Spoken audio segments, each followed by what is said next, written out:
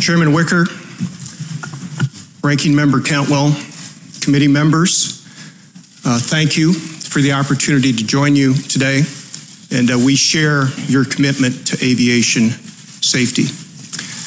Before we start today, I'd like to speak directly to the families of the victims who are here with us.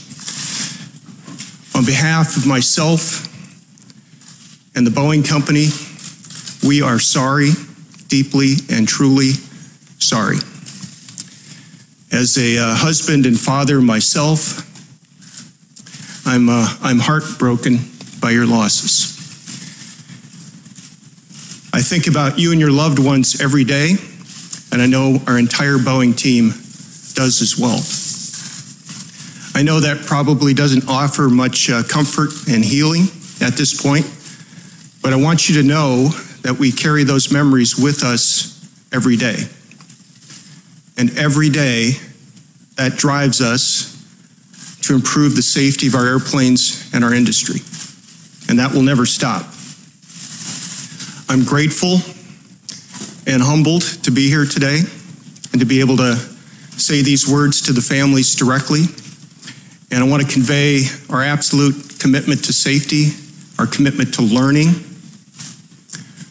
our commitment to rebuilding the public's confidence in what we do,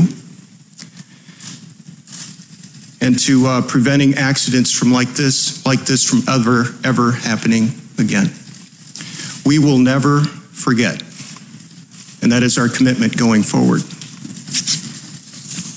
Mr. Chairman, I know this committee has many questions about the MAX. We'll do our best today to answer all of those questions.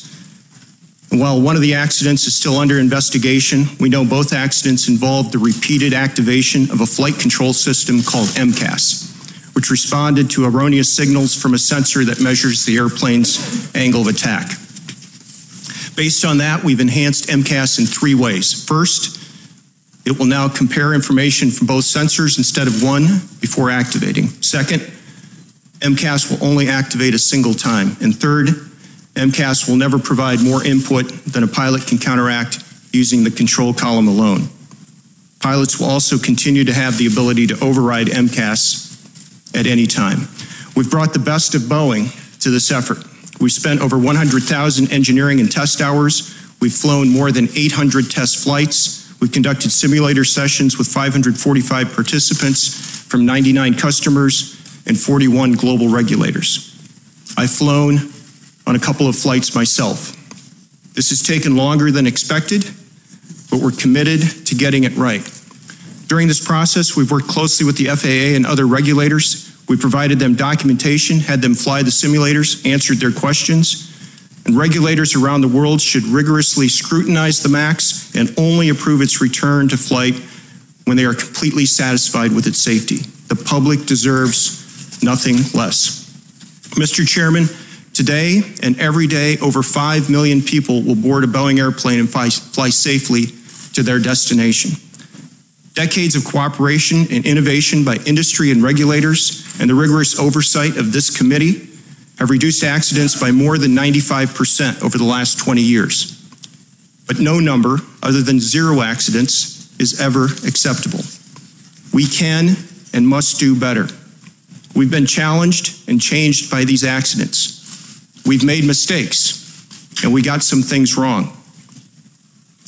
We're improving, and we're learning, and we're continuing to learn. We established a permanent aerospace safety committee of our board. We've stood up a new safety organization. We've strengthened our engineering organization so that all engineers now report up through Boeing's chief engineer. We're also helping to rebuild the communities and families impacted by these accidents. We've pledged $100 million to this effort and have hired renowned experts in this area to ensure families can access these funds as quickly as possible. No amount of money can bring back what was lost, but we can at least help the families meet their financial needs.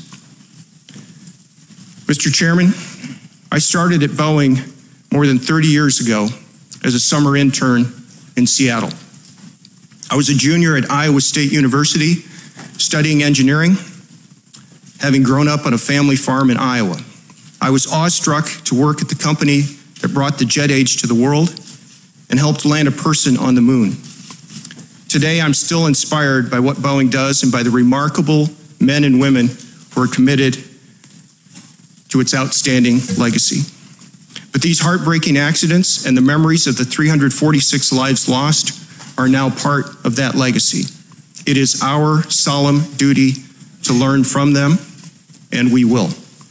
Recently, there's been much criticism of Boeing and our culture. We understand and deserve this scrutiny, but I know the people of Boeing. They are more than 150,000 of the most dedicated, honest, hardworking men and women in the world. And their commitment to safety, quality, and integrity is unparalleled and resolute. We will stay true to those values because we know our work demands the utmost excellence.